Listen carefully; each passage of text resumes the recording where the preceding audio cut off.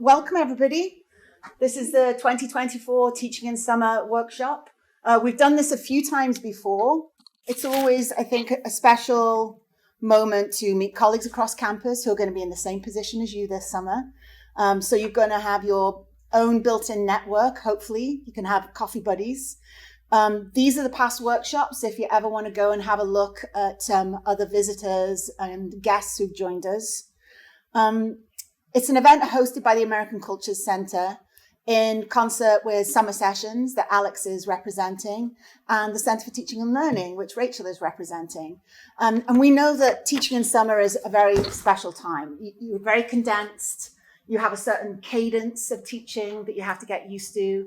You may be thinking about how do I move a full semester of content into a 6-week class? Who are my students? What can I expect from my students? Where are they coming from? What kind of work environments may they have? So this is one of those places to kind of rumble and grumble together, but also to imagine and create some of the best teaching environments. There's also a lot of support we can offer. We have course development grants. Might be nice to take your students on a field trip, to invite guests, try to lift some of the pressure of being together so often during the summer. And before I move on, and hopefully we'll get to introduce ourselves. Did I say I'm Victoria Robinson? I can't even know. I don't even remember now. So I'm director of the AC Center, but I'm also faculty in the Department of Ethnic Studies, and I teach prison abolition. So the American Cultures Center runs many different initiatives, and I just wanted to highlight a couple. One is ACEs. We support faculty creating engaged scholarship through American Cultures courses, but also if you're interested in partnering with Bay Area community groups and don't know where to start or how to start, and it's not an AC course, we can also help you with that. It's really important to think about how we honor and respect and build sustainable partnerships with community, but it's not easy. So we have a whole repertoire of toolkits and advice and partners on campus and off campus that we could introduce you to. We're also at the front of a partnership with Ethnic Studies in developing what's called the High School Ethnic Studies Initiative. So many of us might know that next year, Ethnic Studies is a graduation requirement for all California high school. Yeah, it's amazing. It's amazing, and also it's terrifying because there is a lot of concern, confusion, a little bit of fear of rolling out ethnic studies at this moment in our histories with this political environment. So what we've been doing is trying to leverage research at UC Berkeley into really good teaching tools. So we have been engaging a lot of our research faculty and saying, in that big bucket of work that you have, how would that translate into curriculum for high school educators? But it's useful for all of us. So we have teaching tools. We've got a resource hub that is about to be launched. Here is the Scholar series that I just mentioned, leveraging our faculty and research. Everything from women of the American Indian movement to the histories of the Black Panther Party, and how we've made it easy, which might actually appeal to you in the summer. Hi, come in. Welcome. So we have a conversation here, which is with the scholars, and then all the resources that they mention, we list, so it's an easy place to gather everything that's been shared in that conversation. But then this might be useful for teaching in summer, is that we bookmark the videos to the times where certain topics and themes are raised. So they may be good, moments in the classroom where you can bring somebody into what does it mean to think about patriarchy and public protest. And it's just a minute snippet, So anyway, just have a look through it. There's lots of goodies here. So yeah, that's American Cultures, and we're happy to have you all here. Why don't we so we've got a whole range of disciplines and also range of experience here. So this is great, wonderful. So the agenda today, if you had it when you registered, but just briefly. So Alex is going to go first and kick us off with what do we know about our students from the demographics and from the enrollment data. And then we're going to have a brief introduction to library resources during the summer with Corliss Lee, who's one of the American Cultures librarians. Then we're going to have an instructor come in to talk about practical advice for teaching during the summer. Karina Palau from Comparative Literature. They're amazing. Then we have a lunch break. And then we have Maricela and Rachel talking with us about developing inclusive practices for the classroom, especially at these times. And then it will be me and Karina talking particularly about the AC classroom. So got a packed day, but hopefully we'll get through it all, and we'll be giving you lunch, and we have a lunch break. So Alex, shall I bring you up? Does anybody have questions before we start? No? Great. Oh, bathrooms. There is a gender-inclusive bathroom upstairs. There is a female-identified bathroom here and male-identified bathroom downstairs. So they're on each floor. Okay. There you go. Thank you. Hi, everyone. It's great to be here with you today. Thank you for coming. And thank you, Victoria and Doug, for all of your amazing organization and inviting us. Like I said, I'm Alex Cole. I'm the Assistant Director of Summer Sessions, and I'm going to be just sharing a little bit about important policies first. So general policies that are relevant to summer, things that your students are likely navigating and that might be helpful as you're engaging with them. Not a lot is changing for this summer from the more recent summers, but we do have one little update around course cancellations. And then we're going to be jumping into data. So sort of the fun things of what students are enrolling this year. What does summer 2024 look like? Every year since the pandemic has just been a little bit interesting. So we'll talk about that. And hopefully it'll give you a better idea of who's likely to be in your classroom this summer, whether that's in person or virtually. Alex, do you want to take questions as you go along? Yeah, great question. So we do have time at the end, but we're a pretty intimate group, so please feel free to stop me, jump in with any questions. If there's anything I can clarify as I'm going through, I'm happy to do so. So yeah, please don't be shy with questions. Okay, so first things first, summer deadlines. So your students are enrolling in classes. They're likely making different decisions around what they want to take this summer still, and they're navigating when they can make decisions and not be financially responsible. So the deadline to cancel from summer is the Friday before their first session. So there's no cancellation fee in summer. Years back, we did have a cancellation fee. But nowadays, they can cancel completely and decide not to take any classes and get all of their money back as long as it's before their first session starts. The one exception is that there is a $25 non-refundable application fee for visiting students. But apart from that, the campus fee and all tuition is refundable as long as they haven't actually started their classes. Once they do start, there is sort of a grace period. They can make some enrollment changes. So they may be in a class that they find is not a good fit for them. They may be trying to get a seat in a class that was full and now there's a spot available. So they can make changes up until the second Friday, typically. The 3-week sessions, it's a little shorter. They have the first week to make changes. And that basically means that the tuition is refundable. If they drop a class, they can get that money back. But they are paying the campus fee. So generally at this time, they're committed to taking classes. They're just maybe changing between classes. After that second Friday, it's much more set. There is the option to cancel after that time, but they are going to be paying for those units. And then the only thing I wanted to call out here is that we have something called tuition credit in summer. So if they do drop after that second deadline, they're paying for those units. But if they enroll in a class later in the summer, so say they dropped a session A class late, now they're enrolling in a session D class, they can actually use that credit towards those units. So they'll have like 3 units of credit. They can apply that to 3 units in session D, as long as it's a subsequently added class in a later session. Tuition credit gets a little tricky, so we always recommend that they reach out to our student services team so they can really walk them through and make sure it gets applied in the way that they're intending. So summer@berkeley.edu is our student services team. It's a really great catch-all email for everyone, though, whether staff, instructors, students, general public. So there's a whole team of advisors that are working with students around all of their questions. And then lastly, the deadline to change their grading option, so pass, no pass, or letter grade, is 2 weeks prior to the end for all sessions.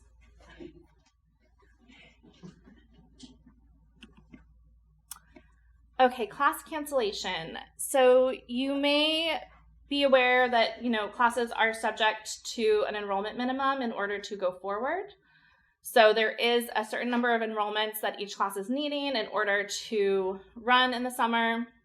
Summer sessions works really closely with academic departments monitoring classes for low enrollment.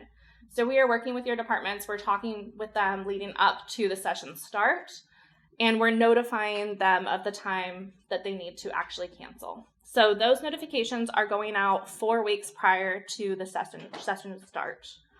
So previously, we notified departments 3 weeks prior. So this is the change that is happening this year. But so far, it's not making a lot of a difference. It's 1 week sooner. They still have a few days to actually take action and cancel. But it means that you should be notified probably around 3 weeks prior to the session start if there's any issues with your class going forward. So according to policy, it can be only 1 week before, but in practice, it's really more like at least 2 to 3 weeks before your class will be set. So session A, already very set. If you dip below the enrollment minimum after our notification, we're not monitoring anymore at that point. That class is going forward. So this is a little snazzy table because it does depend on the number of units. So say for a 3-unit class, the very minimum it needs to run is 8 students. There is some judgment from the department here. There are classes that may have 8 students and there are other, resource issues and things like that, and they may need to make the decision that it can't go forward. But if you're trying to get an idea of the very minimum that you're needing in order to run, it's 8 students for a 3-unit class. And I have a little link here at the bottom, like a short link to our department-facing pages. They are internal, but it's what we share with the academic departments, and that's where we have a lot of resources around this. So we have marketing resources that I'm going to share with you. We have these enrollment minimums, revenue share information, lots of things like that. So you're welcome to browse that as well.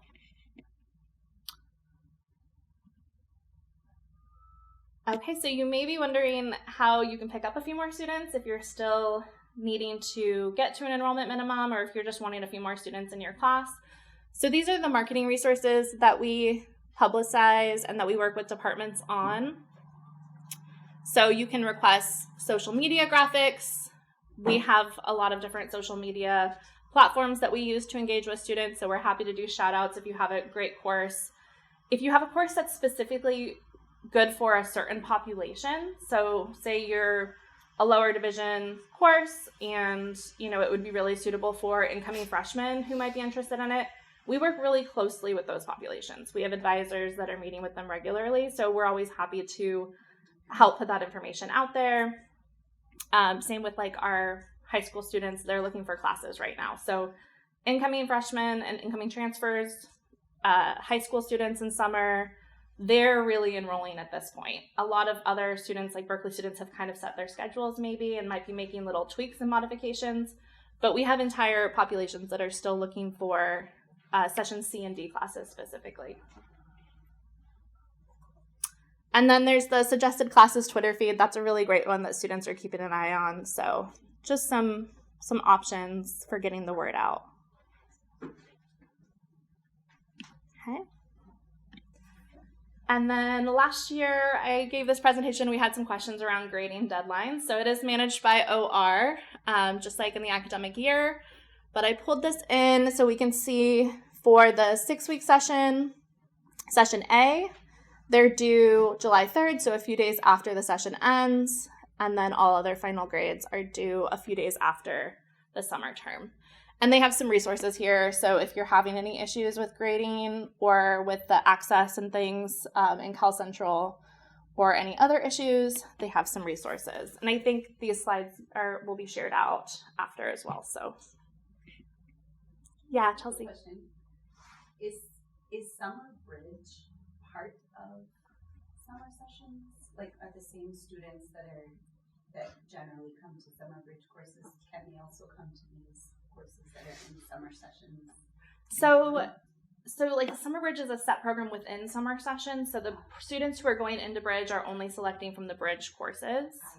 And so they're part of a special cohort in summer, whereas general students might be selecting the same or similar courses, but just on a kind of ad hoc basis. Just, does that make sense? Yep, Yeah. that makes sense. Is it ever an option for a course that was not previously conceived as a bridge course to be considered as a bridge course?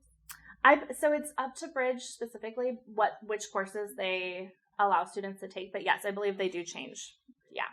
Mm-hmm. And is Summer Bridge run through the SLC? Student Learning Center. Is that right? I'm not positive. Yeah. Okay. Yeah, Cara Stanley, I know, is still, I think, the person. And then, so similar, we get a lot of questions around, how does Bridge differ from Edge? Summer Edge is a little bit more, is managed by our office, Summer Sessions, and that is incoming students taking any classes that they want to select. I'm going to put that up on here. I need to find a marker. Okay, so jumping into fun pieces of who the students are this summer. Just as a very general, big picture overview, definitely UC Berkeley students are first and foremost the largest population in summer, of course. And we know that they're really using summer to get ahead and do all it is that they want to do. As Berkeley students, they have their sights set high. They have a lot they want to accomplish. So they might be double majoring. They might be wanting to intern abroad or study abroad. They might want to earn a minor in the summer, so they can do all of those things.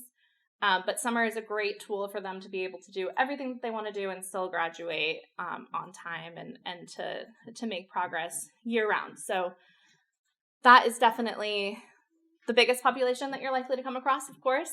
But then we also have a lot of other UC students. So students who maybe are living locally and coming back for the summer, or students taking an online Berkeley course in the summer from another UC campus. We also have, of course, our visiting student populations, and some of the more prominent groups within visiting students include community college students from the local area, students who may have their sights set on transferring to UC Berkeley down the road, students from other universities around the country, definitely students from other universities around the world. So we partner with a number of international universities who send students year on year. Students seeking to earn a certificate. So we will talk a little bit more about our summer minor programs. Those are really, really popular with Berkeley students, but non-Berkeley students can also take those programs and earn a certificate. So we see working professionals sometimes wanting to come and earn a certificate in the summer. A few alumni have wanted to come and earn a certificate. And then visiting high school students. This is a population we'll talk a little bit more about because it is a really growing population on our campus. And I think you're more likely than ever to have them showing up in your classes, particularly if you're teaching lower division courses this summer.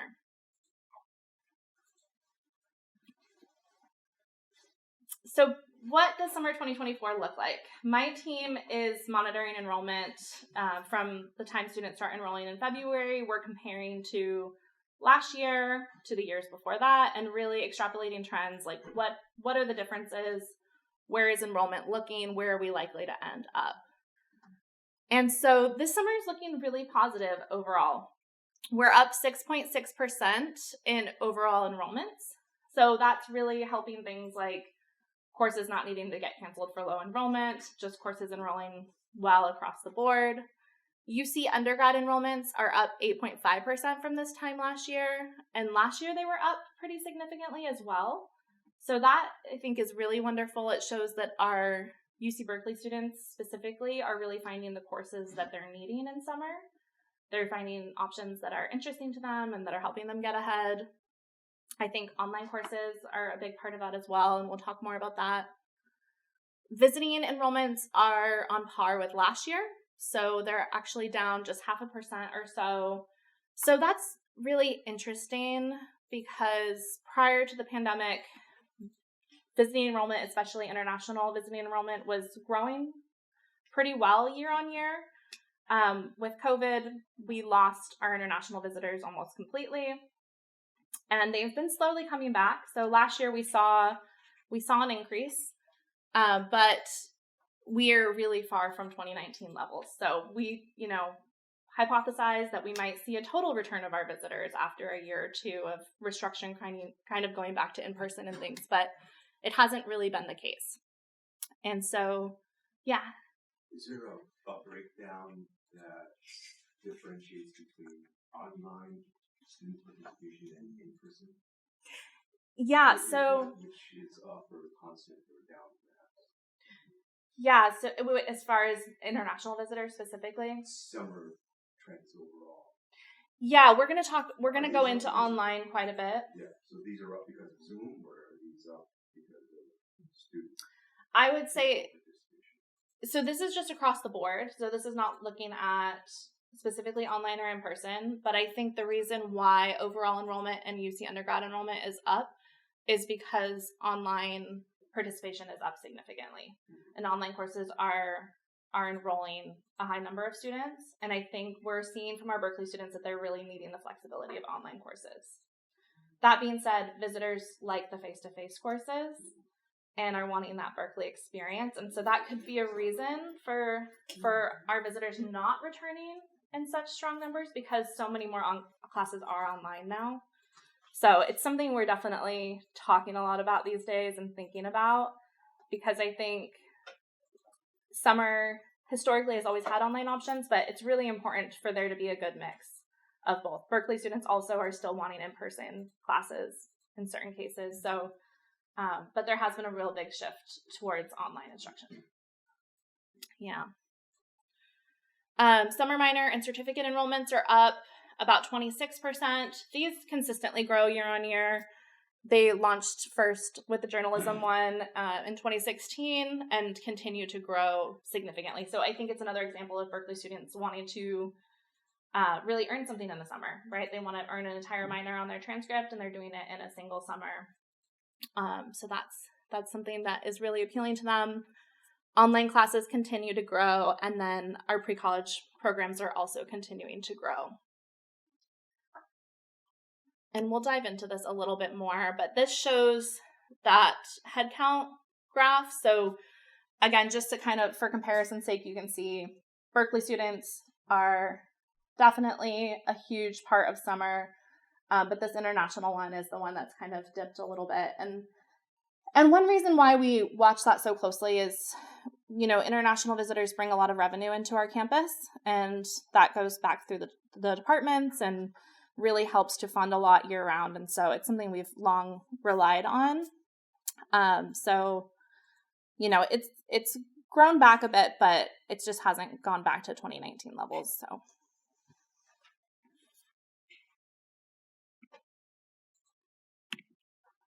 Here we show the session distribution. So if you're wondering which sessions are the largest, this is looking at last summer, since this current summer is still very much in flux. A lot of students still selecting C and D courses, for example. But last year we can see session C is the largest. That's where the most enrollments are falling. It's also where the most classes are being offered. Session D follows pretty closely behind, and then session A, and then the others are all quite a bit smaller. What are the neglected slices? Sorry, so E and then F, and then we have a 12-week session, which is really more administrative at this point, like special programs and things like that. But yeah, they're all quite a bit smaller.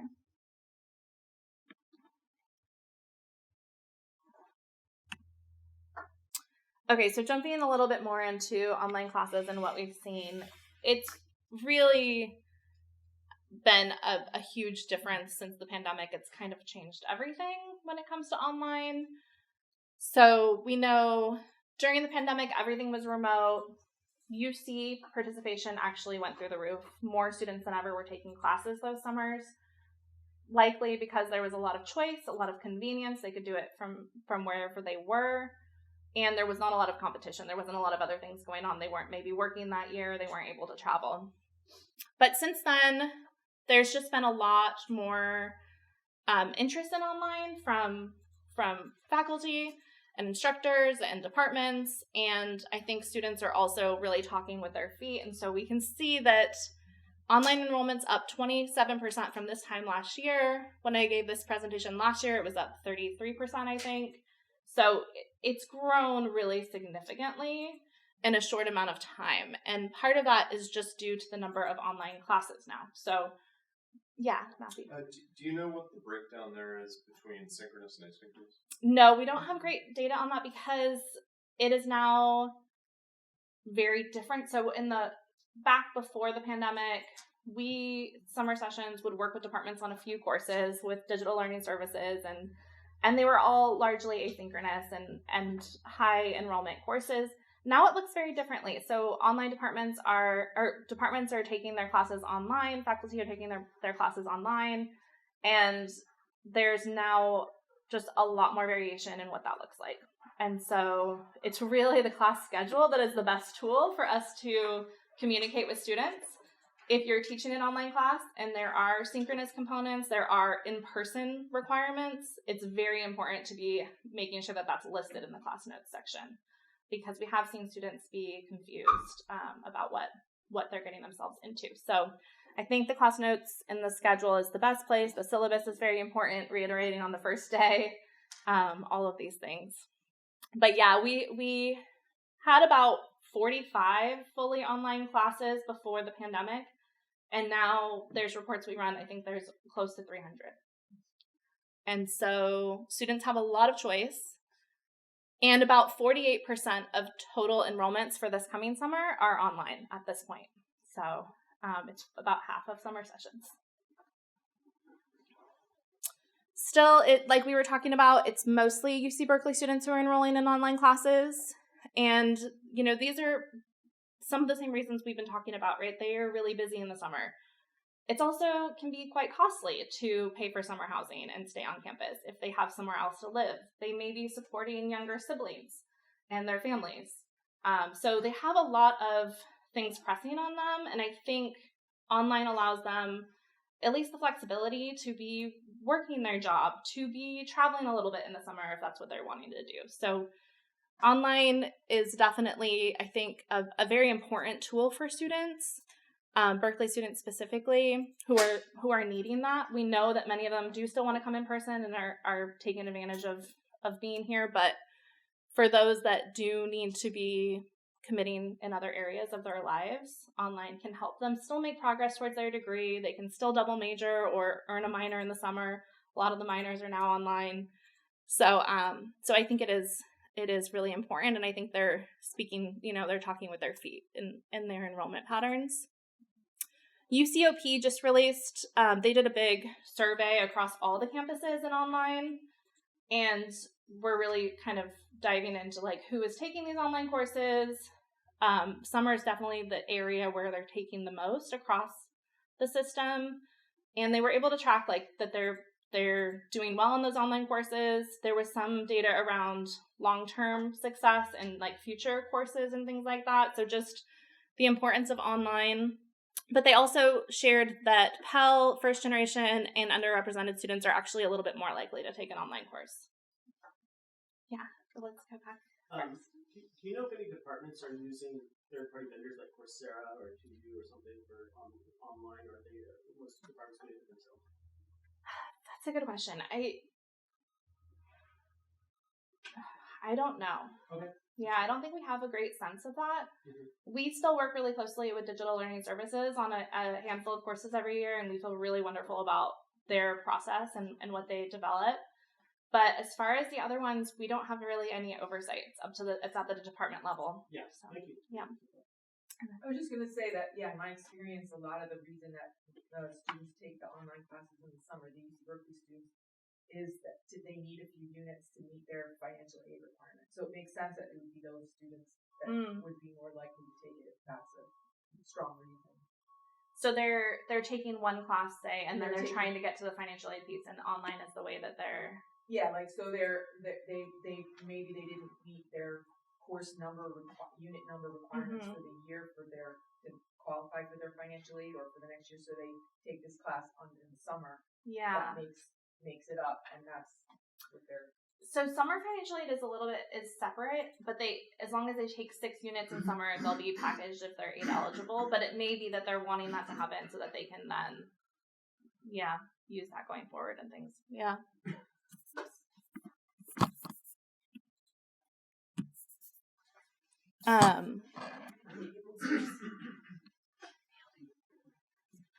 think it's this cable.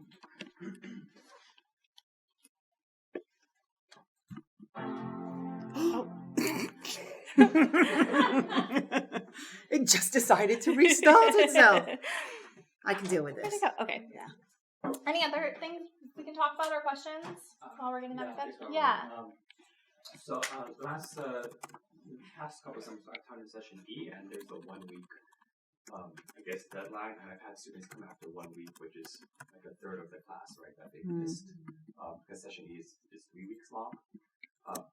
And so I'm just wondering to what degree, like, if they paid, because I know, like, during the regular year, you know, we can drop students for particular reasons, but I'm not sure if for summer that's not right. Yeah. So summer we can't drop students. Right. So okay. in the summer, you're not able to drop students because it is tied to like tuition differential and things like that. So I think, but they shouldn't be able to add your class after a week if it's a session E class. Like, it shouldn't allow them to.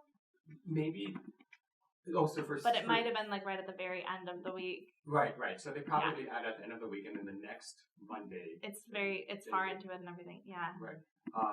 So yeah. So sometimes if I see that they don't have the necessary background, I just kind of encourage them, like, you may not pass, but that's about it, right? I mean, it's up to their. And at that point, especially for sessions E and F, thank you. They're on the hook to pay for the class. So I think there are things at the department level, like where enrollment has been closed and things like that before that deadline if there is like a really big issue. But generally, the deadlines follow the same practice as the academic year. It's just adjusted for the summer term, the length and everything. But if you have strong concerns, I think just communicating with students as early as possible and encouraging them. But after that deadline, I could see them not wanting to drop because they're going to be paying for it either way. They probably want to give it a shot still. And there's nowhere for them to use tuition credit because that's the last session. Can I just add a quick recommendation? I don't know if this is the case for you. It depends on the course you're teaching. But it might make sense to recommend that students enroll in the class pass no pass. You know, so that they're able to get the most out of what they paid for. In some cases, they can still fulfill the requirement even if they take the course in right/PM. Just something to double check, but it might be an option worth exploring for the students who advocate. It's something that I've done in my hasty study. Thank you. Okay, yeah, and just finishing this up. So we know that visitors are more likely looking for in-person options, but something we've seen just in the last couple of years as online has really become so prominent in summer is that some of them are taking one of each. So visiting students for their visas typically need to take one face-to-face class, but they can take one online class as well. And so I think that shows that some of the classes that they may be most interested in happen to be in an online format, and so they're taking one of each these days sometimes.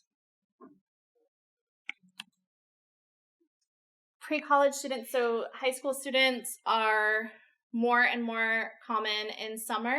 We have a number of programs that our team works really closely with, but we have 142 in a fully residential credit-bearing program. So these are students who are taking 2 lower division classes. They're living in Bowles Hall, and they're taking in-person classes. We also have non-credit programs. So these are students who would not be finding themselves in your class, but we have a special curriculum for them in partnership with academic departments. And then we have pre-college students who are coming through a commuter or virtual track. So they may be living in the local area and coming into campus and taking classes, or they may be enrolling in online courses. And so this number is going to continue to increase. Last summer, we had 532 between the commuter and virtual options. So it's several hundred high school students now taking advantage of summer classes at Berkeley in order to show they can do it. A lot of these students are planning to apply to Berkeley. A lot of them do go on to matriculate. And so it is a really unique and exciting population. They tend to do really well. These are really high achieving high school students. A lot of times you're teaching a class, you won't necessarily even know that they're a high school student, especially in an online format. So they do well. Approximately half of them earn an A in any given class that they're enrolled in, and overall about 90% of them pass their class. And, because we work so closely with these students, we provide a lot of the supervision and around the residential experience and things like that, and work really closely with them on advising. This is kind of a program that's very near and dear to our hearts. We also have a number of scholarships. So many of them are on some kind of a scholarship. Access for this program is very important to us. And so some of those are residential full ride scholarships as well.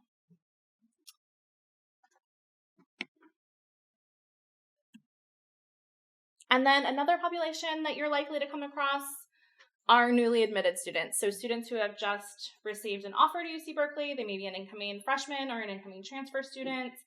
And rather than setting foot on our campus in the fall, they're wanting to actually get started a little bit earlier and take coursework that very first summer before.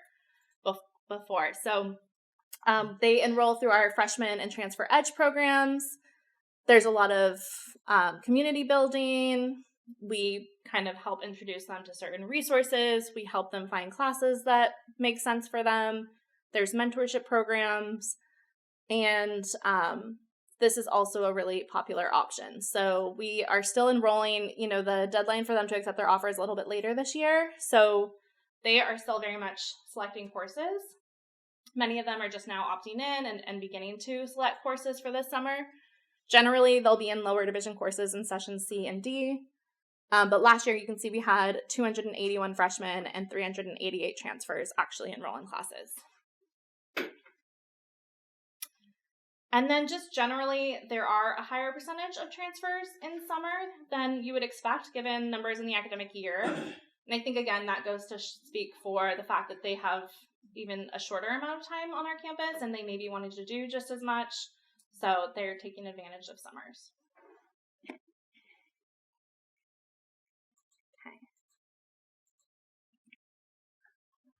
Okay, so jumping into some of the demographic data we have access to, we rely on CalAnswers, so basically the campus data collection system, and this is all at the time of their application. So when these students are actually applying to UC Berkeley through the UC application.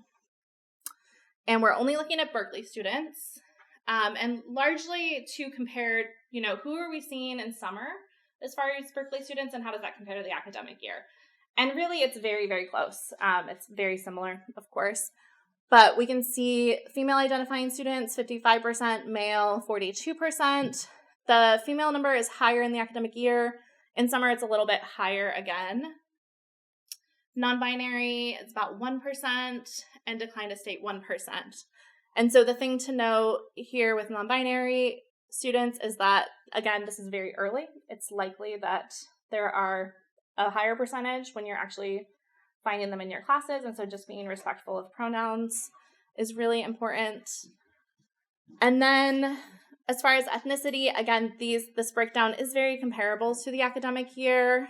The summer is a little bit more diverse, but the piece that is really different is the international line. So again, we're kind of at the mercy of how this is collected in the application.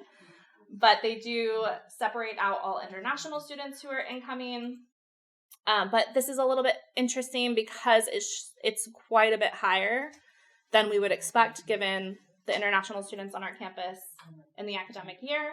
So it just goes to show they are, likely not traveling home for the summer. A lot of times they are staying on campus and taking advantage of courses. And it can actually be a very affordable time for internationals because international students on our campus, because there is no difference in tuition in the summer. So all Berkeley students pay the same rate. There's no out-of-state tuition. So sometimes they are taking advantage of courses to get ahead and maybe even graduate early. So all this to say that you may have a higher number of UC Berkeley students who are international students in your classroom than you might expect.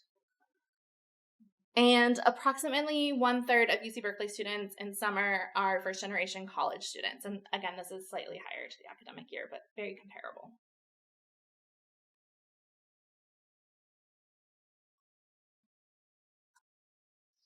A few other things as you're thinking about your classroom, we have a higher percentage of seniors, graduating seniors in summer than what you would expect given numbers in the academic year. Again, a lot of times they are trying to take advantage of maybe courses that they haven't had an opportunity to take, finish up their requirements. Sometimes they're trying to take advantage of other opportunities that they haven't had a chance to yet. So we have students who extend their expected graduation term and stay for an additional summer in order to earn a summer minor or study abroad. We have a number of returning students who are working on being readmitted to the university who come through summer. So that's about 1 to 3% of the summer population in any given year. And one reason for that is because summer sessions does have retention grants. So we work with academic departments. If students are needing courses in order to be readmitted, there's funding available for that. We know that there are student parents in summer. So about 130 student parent grants are awarded each year. So you may have students who are juggling families, who may need some additional flexibility and things like that in summer. And then we know that there are a number of disabled students coming through the DSP program. So about 3,500 students are supported by DSP year-round, but they also support summer visitors. So summer visitors are going through those same services. I don't have a great figure as to how many, but we know that it's not a small number, and so there may be students who are seeking, necessary accommodations and things like that as you're teaching. Chelsea? A question about that. In my courses during the academic year, it has become very common for students to not be able to get the accommodations they need in time for those accommodations to actually be verified. So I have adapted my own teaching practice to make up for the fact that the DSP office seems to be just very overwhelmed much of the time. I'm curious about how that might impact these shorter summer sessions, and if perhaps everyone here should be thinking about being able to make accommodations even if they're not formally verified through DSP.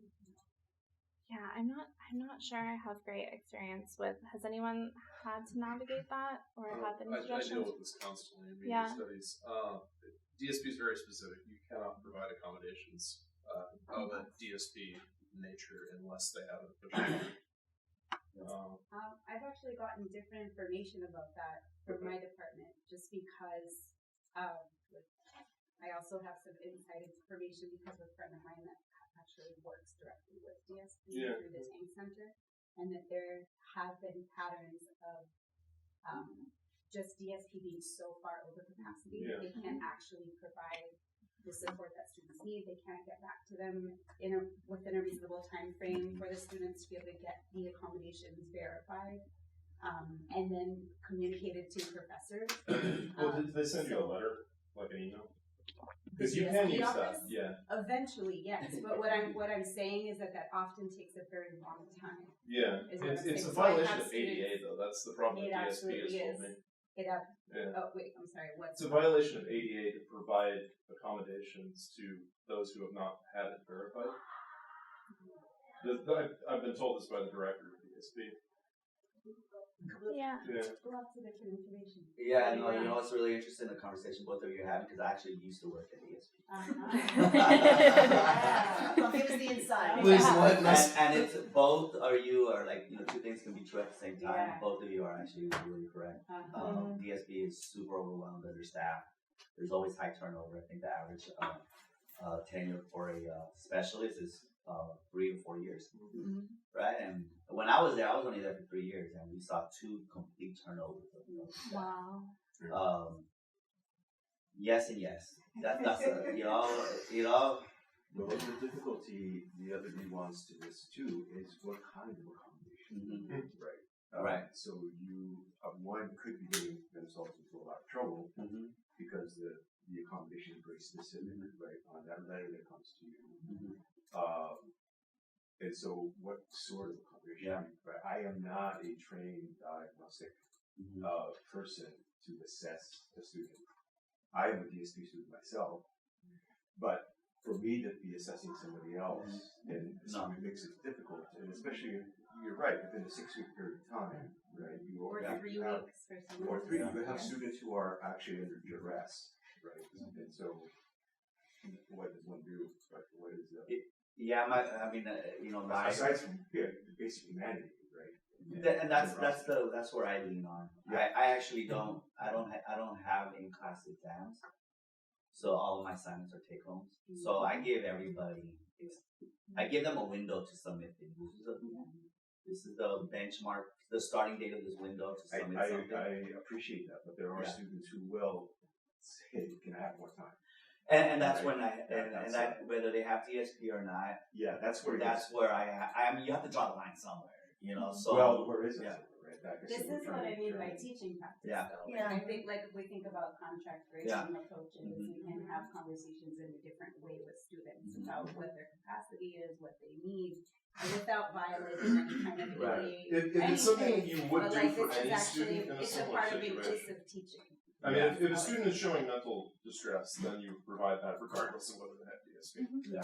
And That's that's perfectly what I mean. suitable, yeah. That's what I mean. We worked with Steve Johnston at the Accessibility Compliance Office. He's not part of the ESP, but he has been really instrumental for helping us, and has also just said that we could always reach out to him. There's 2 provisions, and if you get a DSP letter, that if you feel like, I think it's a fundamental alteration of the course or an undue hardship on the instructor, he says, but we should not be in a position to make that determination. Please involve him, because then he will analyze the course and he'll have a conversation, an interactive process where he says it needs to be legally defensible. And we've had a couple of situations where instructors like, I cannot meet this, this student missed this many classes.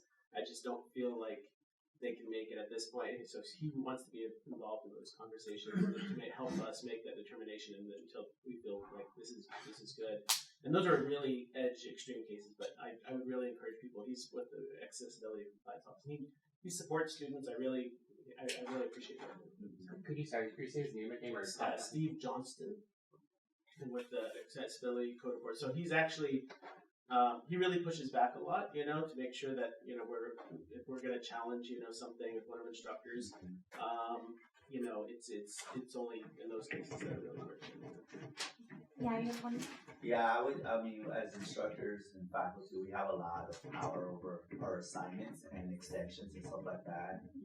I would encourage you. Yes, we're not trained specialists, so I wouldn't try to do any diagnosis or anything like that. That's when you can get into a lot of trouble. I would just, follow your heart and just discretion, support your students and understand what they're going through and kind of give them the benefit of that. Are there students out there, DSP and non-DSP, who weaponize accommodation totally, right? And I've experienced that. I always tell them, I used to work at DSP and they had this shocked look, like, oh my God, I can't. Right? Take home assignments. You do, the extension is very flexible. It could be a couple of hours to a couple of months. Whatever you feel is best for you, the class, yourself, and the student. Because at the same time, you don't want to be grading, all these assignments through it.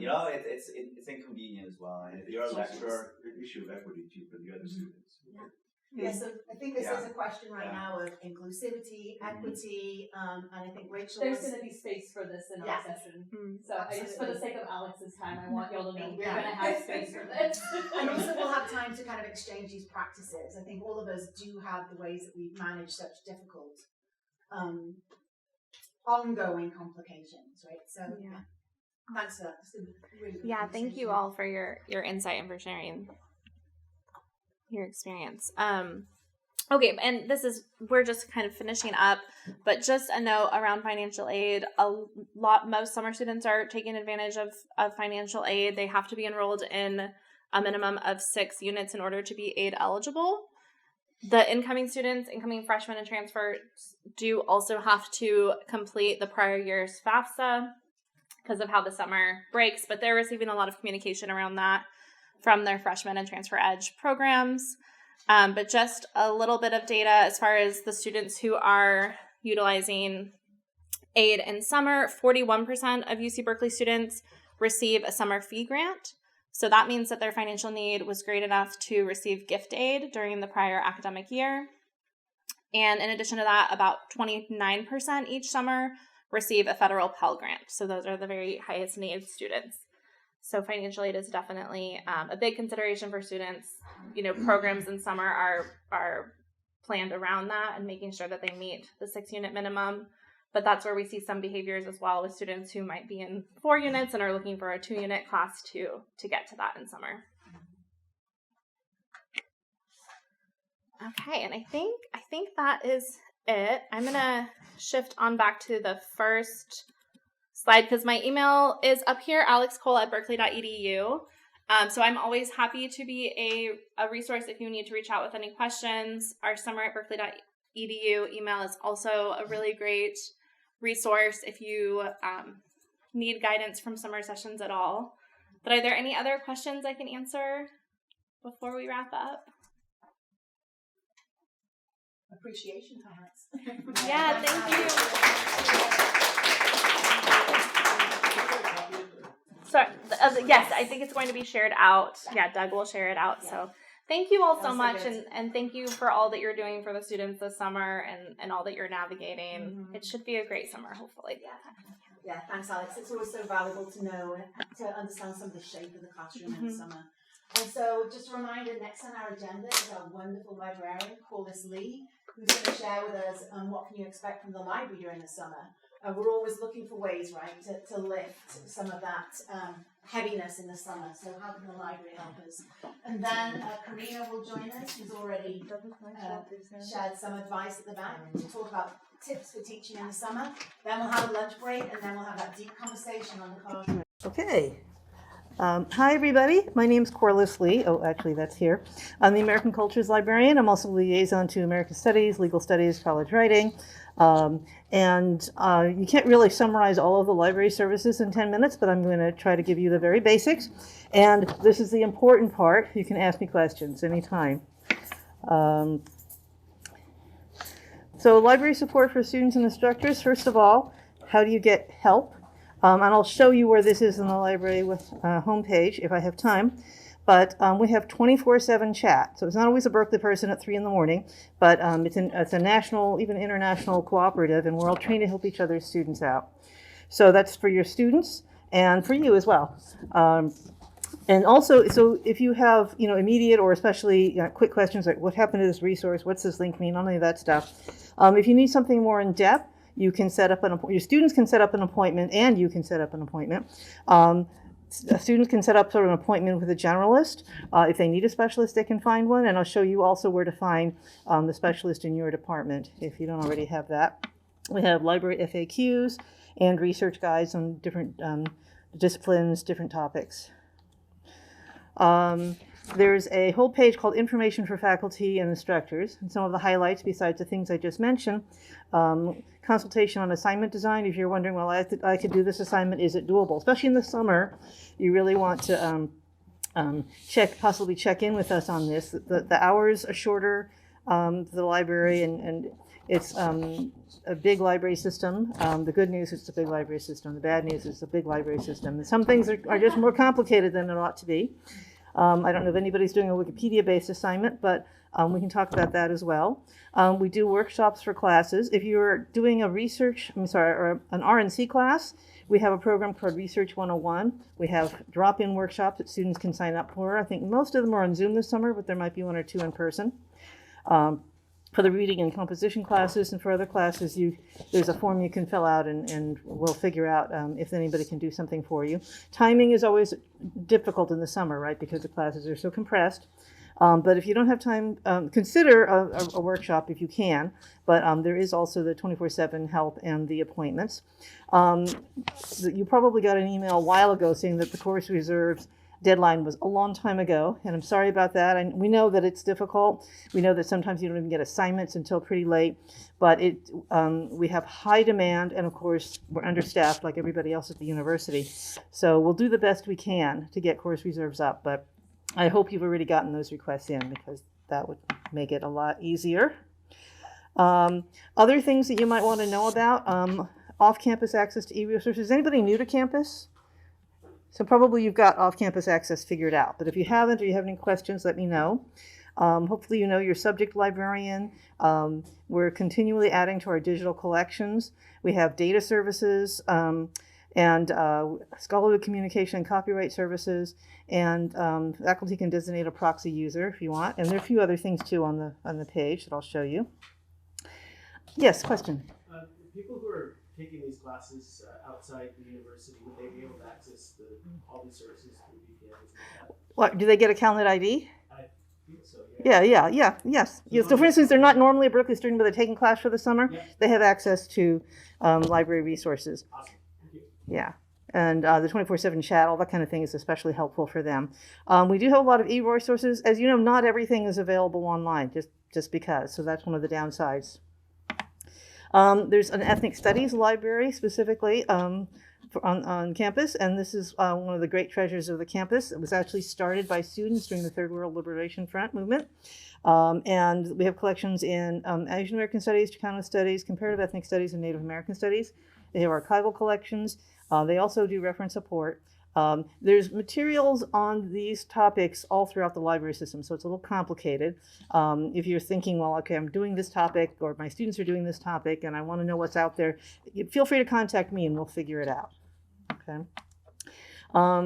American Cultures instructors are real interested in media. So these are some of the these are, I think, most of the streaming platforms we have. They're pretty extensive.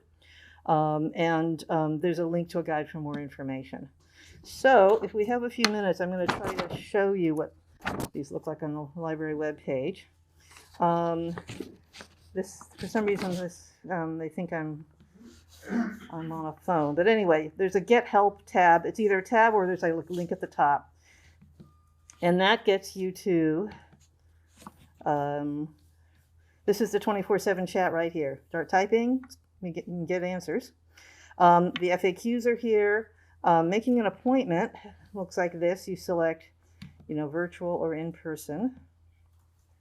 And then it goes by category or discipline. I'm usually under general undergraduate. I've forgotten to put my availability in, but I'll be in there soon. But students don't have to pick a person. They can just say no preference, whoever's available. Okay. And if you have a subject specialist, some of them participate in this. So you can say, well, my person's in the social sciences, and you can make an appointment with a specific person.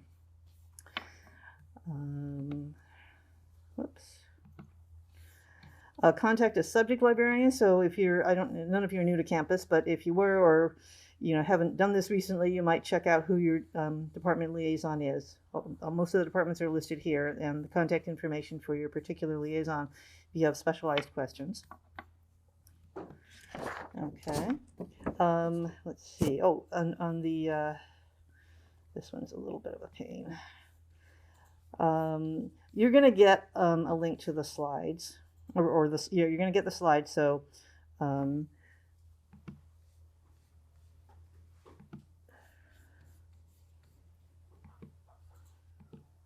There. Okay. Well, wrong shelf. Okay, so there is apparently it's moved, and I will fix the link before I share it with you.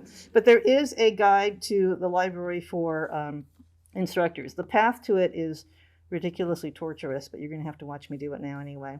But I will get the link out. Expand all. So that was like 12 links. Anyway, so anything from basic borrowing to printing to the off-campus access to finding your subject specialist, the course material teaching, data services, all kinds of things. So this is specifically things for faculty and instructors. So I will fix that link, and all will be better. Oh, and the streaming guide is very cool. So let's take you there. That link should be accurate. Oops. Okay, so clipping, queuing, knowing your rights, copyright. Giselle Tanas is our media librarian, which I forgot to show you the last slide. And she's available, as is Sina Huang Jensen from the Ethnic Studies Library, and me. So we're all here to help you with your classes, your research, answer your questions. Does anybody have any questions now? Yes? Carlos, I should know the answer to this question, but any student who's registered for summer sessions has full library access, is that right? Yes, yes. So that and that mean their CalMed ID is their library card. They do need to have the physical card with them to like check out books, and it's ideal to have the physical card with them to like enter main stacks and Moffat. Okay. Yes, thank you for asking. That's a good question. Hours are shorter during the summer, as you probably know. And just a reminder that you can check that from the library homepage, which will show up eventually from here. Okay. So even Doe Library, which is the big library, is only open 10 to 4 this week, for instance. And once you get here, you can view like the monthly calendar and see when things, it's short hours for the month of May, and then I think it gets longer in June at some point. Anyway, check the hours before you go anywhere. Tell your students to check the hours before they go anywhere. Question? I heard that Moffat is closing for construction at some point. Is that happening? That got moved to December or January. Oh, okay. So this summer that it's open. So it'll be crazy when it happens, but the craziness has been postponed. Any other questions? That I like the call is shared actually that I've used and have been very useful is if you contact your librarian ahead of time, they can pull a collection for you. So you can make it an in-house, hands-on assignment, which students love. But always give the librarian some notice. But figure out if that's something that you can do and you can plug into your schedule. It's a library visit day. And the second is the Wikipedia assignment. I've done Wikipedia assignments before with Corliss in my classes, and they've had like 500,000 hits. And the students cannot believe that their work can circulate that far. And the assignment quality has always been the best because they're not afraid of what I'm going to say. But they are afraid of what their parents or everybody else might say in the world. So if you want to do a Wikipedia assignment, Corliss is excellent at supporting those. Yeah, there's a lot of structure that goes into doing a Wikipedia assignment properly, and actually Victoria is the expert on that. So it isn't something to take on lightly, but it is amazing, to have for students to know that their words are being read by thousands of people. On the collections thing, depends on what we're talking about. If you're talking about a special collection at the Ethnic Studies Library or possibly the Bancroft, that indeed might be possible. It kind of depends on what we're talking about. Things in other libraries, well, anyway, come talk to me. Yes. I don't know what the feasibility of this during summer is, but I routinely have Giselle come into my class whenever I'm doing a research assignment, and she'll give students a demonstration of library resources. Great. That is really helpful. It's wonderful. Great. So that might be something that you could set up and do possibly by Zoom or possibly if you're teaching on campus. Right. There's a form which I hope is linked to from here. If it isn't, it will be soon. That you can fill out, and then I'm actually the one who gets that, and I figure out. Long story, but who can do what. So yes, if you have time for that, we know it's hard in the summer. Time is a hard thing, but I think that's really helpful to the students. Most of the students, doesn't matter if they're seniors, they aren't familiar, sadly, with UC Library Search. Some of them aren't even familiar with how to get to the main stacks, any of that stuff. So you might assess if you're expecting your students to do much library research, you might assess. That was probably supposed to be up here. You might assess how much experience they have with the library, and especially if they're new to campus. That could be really helpful.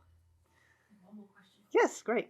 Yeah, so I want to know if AI tools can be used for your Wikipedia assignment. If AI tools can be used for their assignments, or for the Wikipedia assignment, or? Yeah, for the Wikipedia. I haven't checked in with them about how they feel about that. That would be a good question, though. Yeah. So we have a Wikipedia consultant who we can put you in touch with to understand all the protocols. But essentially, my response to that would be no, Right. because it's like writing just good research. Right. So it translates itself into a Wikipedia format, but Right. the bones are the same as doing a good research. Right. So what you're wanting to teach them is how to do that kind of research and how to write for Wikipedia, which is pretty specific. So it seems like they need to actually do that themselves. Could you give me an example of the Wikipedia assignment? I can Yeah. share one with you. Again, it's not something that we could just pull up right now, but I have the rubric rubrics are really important for thinking about how to put the assignment together, and the stages. So it's something that really has to be stepped into through multiple stages. But I can share that with you. Great.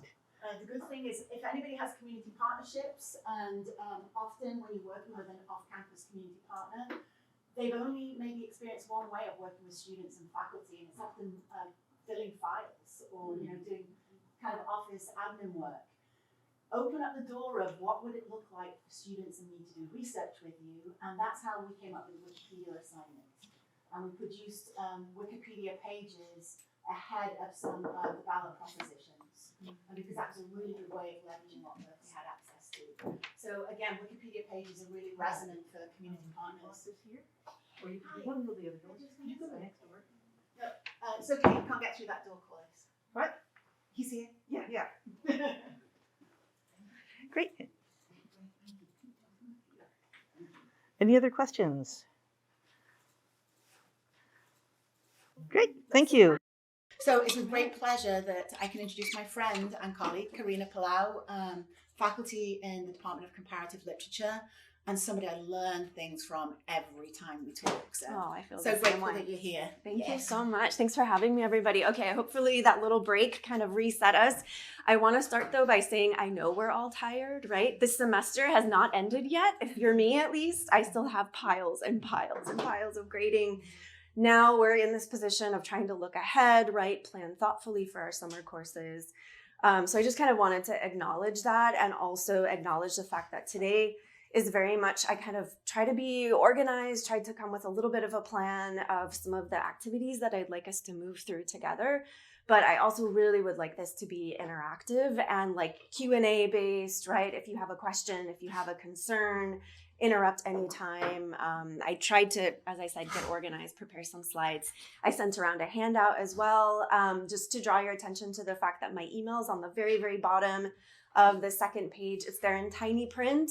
But feel free to reach out to me in regards to this, but also in regards to any aspect of your summer teaching. So just a little bit about me and my relationship to summer teaching. So I've been teaching an online American cultures course for 6, 7 summers in a row. And then I also previously have taught summer R&C courses, so reading and composition courses. So all courses that tend to fulfill, right, really key graduation requirements, whether college writing or American cultures. And so part of what I prepared for today is kind of in a vein of helping us think a little bit about how is it that we sort of make the most of the potential of summer. I think as Alex talked a little bit about, a little bit earlier, right? We do have this tremendous opportunity to reach a lot of students at a really critical moment for some of them in terms of their transition into Berkeley. I think of this especially for transfer students, right? For first-gen college students, also for students who are just coming out of high school but are brave enough, right? I mean, hats off to them, seriously. They're brave enough to like sign up for a Berkeley course, right? And see this as an opportunity to sort of get themselves ready for their semester, year-long work here at Cal. So I've really tried to get us kind of thinking about courses in terms of how do we ensure that we're meeting curricular requirements. I think that's just a reality for most of us as we face planning our summer courses, but also how do we acknowledge the limitations, right? We have much, much less time. Often we're able to cover much less material. We often have to cut back on assignments. We have to cut back on readings. We have to restructure our lectures or our class sessions based on the fact that they're 3 hours long instead of 1 hour long or an hour and 20 minutes, etc. So those are just like a few of the concerns that I was trying to bring, as I was preparing for today. So feel free to reach out to me anytime. And I actually want to get us started by thinking through some kind of like pedagogy 101. So I have some wonderful colleagues for the Center for Teaching and Learning here who should jump in at any time to correct me. I am not I'm very much a pedagogy in practice kind of person. I've like learned this Moving through now 20 years, believe it or not, I've been teaching at Cal for 20 years because I started as a grad student. And I also have a fun McNair colleague here. It's nice to see you. Yeah. So I also used to work with the McNair Scholars Program. All right, enough about me. So what I want us to think about, right, is sort of these limitations, but also these possibilities of summer teaching, and how can we practice being intentional in terms of our teaching, but also maximizing the summer opportunities that we have to create courses that are both challenging and supportive to our students. And I think this also kind of gives way into what we'll be talking about in more detail later. So we're actually going to start, as I said, with kind of Pedagogy 101, which is kind of grounding us in one or more learning goals for our course, for our summer course specifically. So some of you might be thinking, wait a minute, I don't want to think about learning goals, or I've already done this.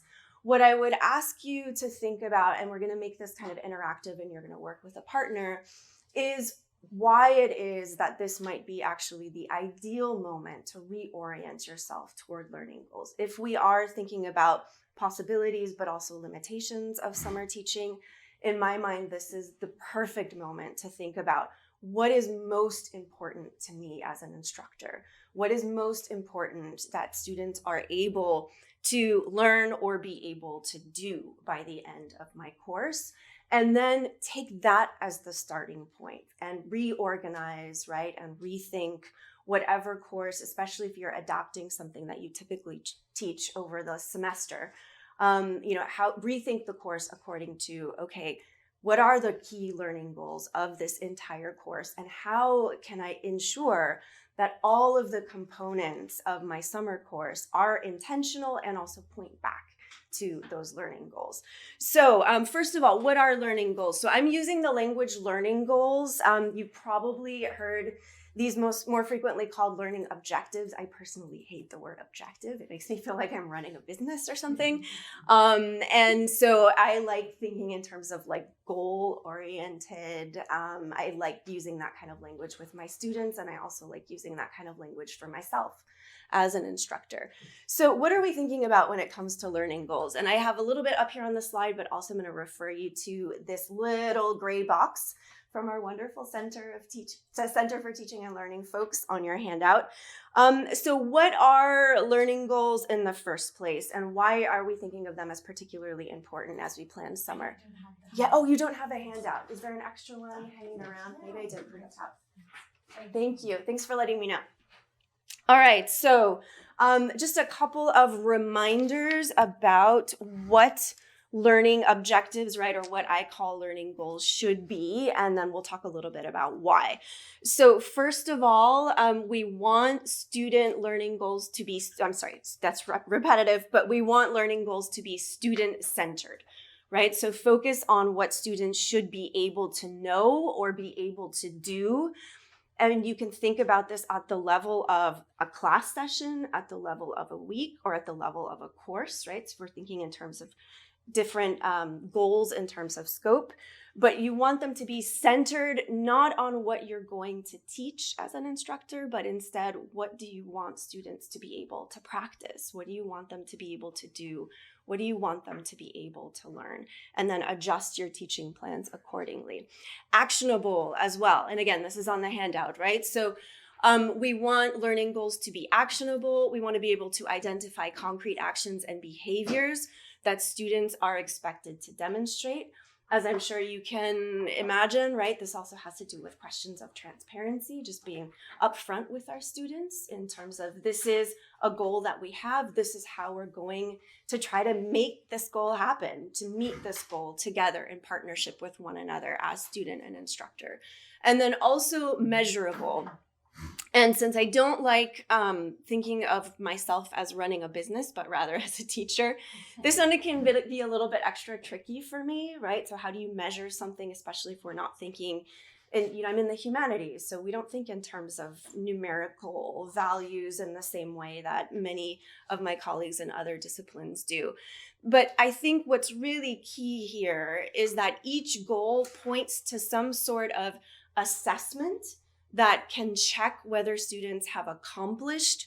I would also say have been able to practice that skill. Okay, so I, as an instructor, put a lot of emphasis on just students trying things out, sort of getting their hands dirty, grappling with something, experimenting with it.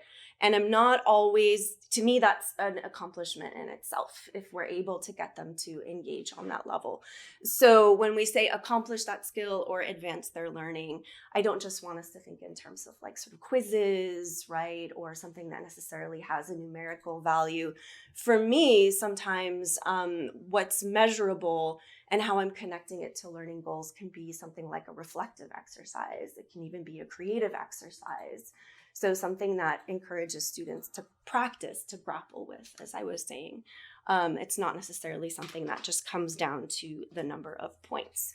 So, why are we thinking about learning goals? Sorry if this is kind of repetitive. Everybody in this room is obviously a pedagogy specialist in their own way, but just, again, grounding ourselves in our goals for the summer. When we're thinking in terms of learning goals and organizing our courses in terms of learning goals, we are putting student learning at the forefront. So we're sort of taking the attention off of what is it that I'm going to teach? How is it that I'm going to teach it?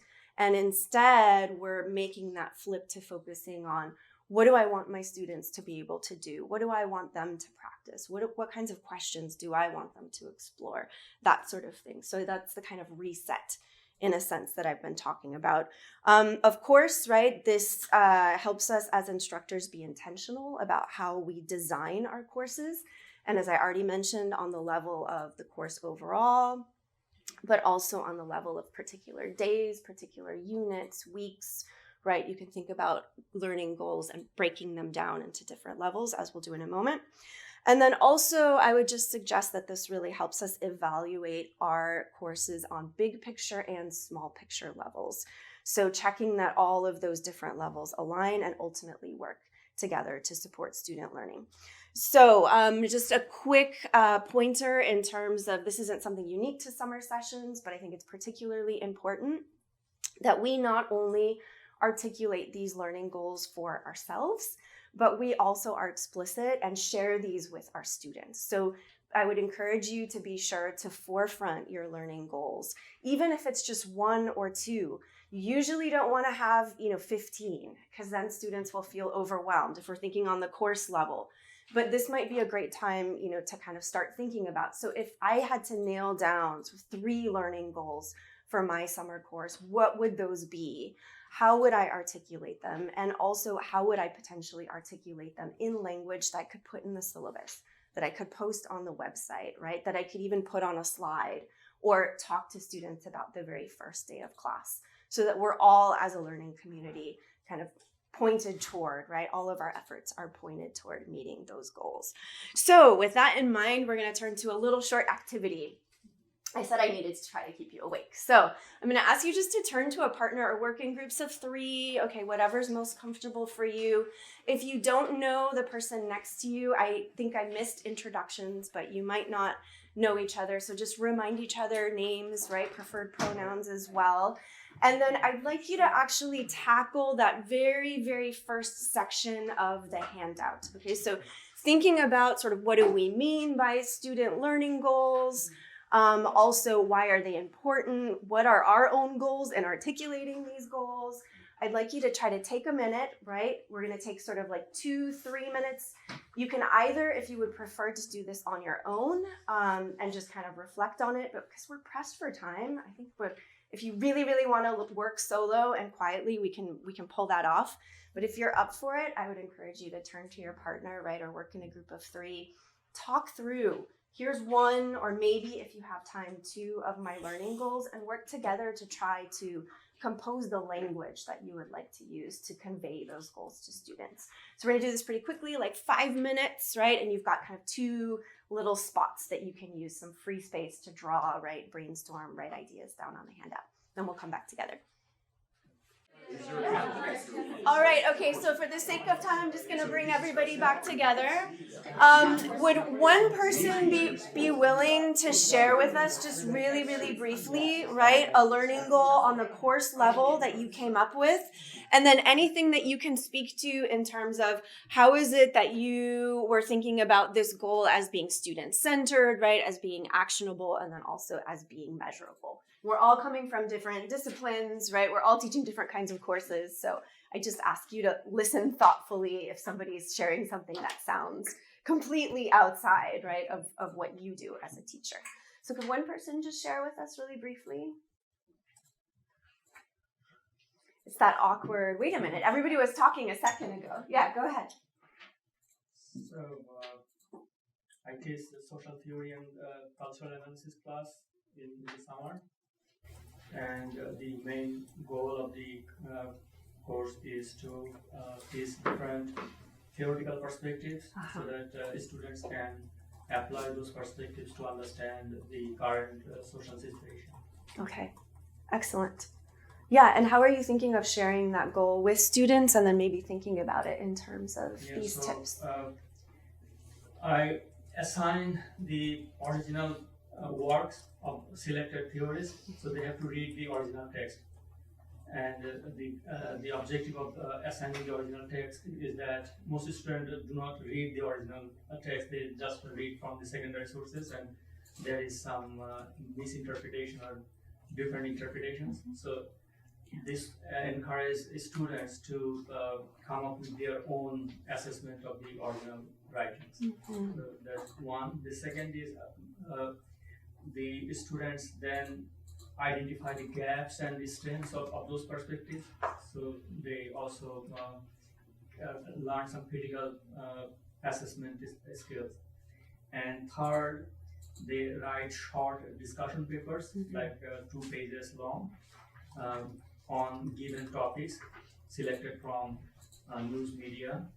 So some like current events that are happening, and they apply the concepts to discuss that topic. Yeah. And also raise some questions for further discussions. Oh, I mean, that sounds really excellent, right? And I think we can see sort of how it's well aligned in terms of, right, what your goal is, right, what the assignments are, also how you're going to be measuring it, also how you're going to be helping students see that this is something that where it's not just about gaining material, right, or listening to you teach, but it's also about them engaging the ideas and, as you put it, the original texts as well. All right, so we are pressed for time, so we're going to have to keep moving on. I do want to encourage you to continue thinking about this after we leave today. This is something that I like to do. This kind of basic activity is something that I like to do with myself just about every time I'm going to reteach a course or when I'm going to be making a major adaptation as well. So for example, when I took my semester-long American Cultures course and turned it into a summer course, this sort of adjusting the learning goals while still ensuring that my students were engaging and fulfilling the AC requirements. There was a lot of tinkering that I had to do to make sure that I felt like the course was still fulfilling that requirement, still asking students to grapple with and explore the questions and themes that I was asking them to have contact with, but in a short amount of time, right? All of that. So it's not necessarily about cutting learning goals per se, but I do think it can be helpful to have just like 3 articulated for ourselves, around 3 in terms of, okay, this is what's most important to me in order to keep myself focused and then also to keep my students focused. So I encourage you to do that at some point, right, before you finalize your summer course syllabus. Start communicating with your students, start teaching day 1. But with that in mind, we're going to go ahead and transition to part 2, which is a kind of like interrelated activity. What we're going to think about here is how it is that we can take, maybe it's going to be a course level learning goal, maybe it's going to be more like a unit level or a week level or a class level learning goal, and try to thinking about those 3 items that we had on the previous slide, try to practice what I think of as reverse design in order to maximize instructional alignment, okay? So again, I'm in the humanities and I obsess over language probably more than I should, but I think language is very powerful. So this is more commonly known in the literature on pedagogy as backward design, but I do not believe in the word backward. So I go for reverse instead. The idea in this, I think, dovetails nicely off the previous slide and the reminders that the Center for Teaching and Learning was giving us in terms of what are learning goals, how do we measure them, how do we articulate them, what's important. But when we're thinking in terms of what I call reverse design, we're doing, a sort of more scaffolded approach to what we just did loosely in terms of I asked you to try to work through articulating one and then think about it in terms of, right, actionable, student-centered, etc.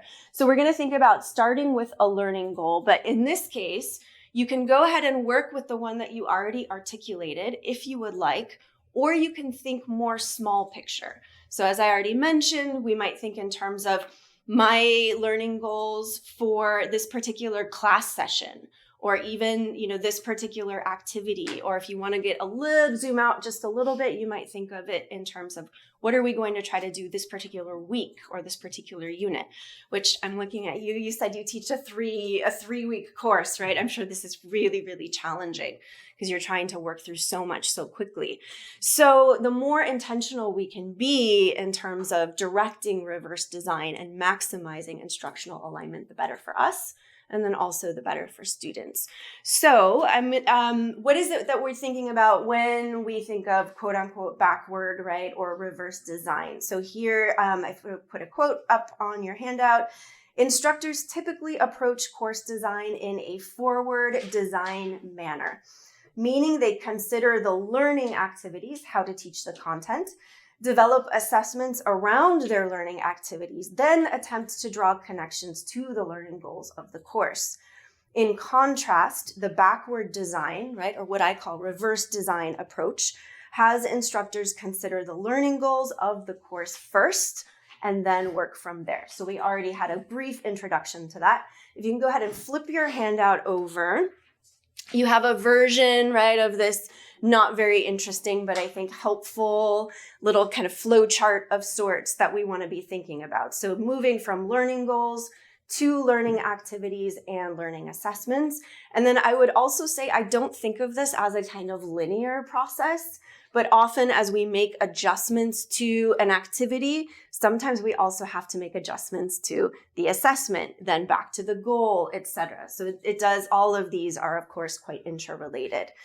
So what we're going to do now, we've only got about 5 more minutes, is try to identify at least one learning goal that you hope to spotlight for your students this summer. And then we're going to use this chart to brainstorm ways that you might make this goal effectively align with the learning activities and assessments that you give students. So you can use that big picture course level learning goal that you were discussing a few minutes ago, or if you find it helpful to think more smaller picture, work with a unit level or a week level learning goal instead of the big picture course level one.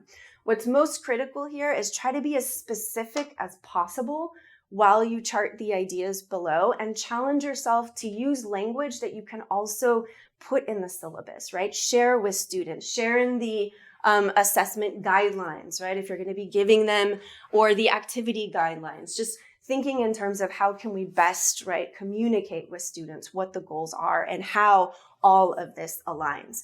So let's just take 5 minutes, go back to your group, right, and decide which learning goal, or if you want to, instead of using the large one, right, try to think of a smaller picture one. And if you have time, have each person in your group just at least start sketching out some ideas on this chart in terms of the goal, the activity, and then also the assessment. So 5 minutes and then we'll come back together. We're almost out of time.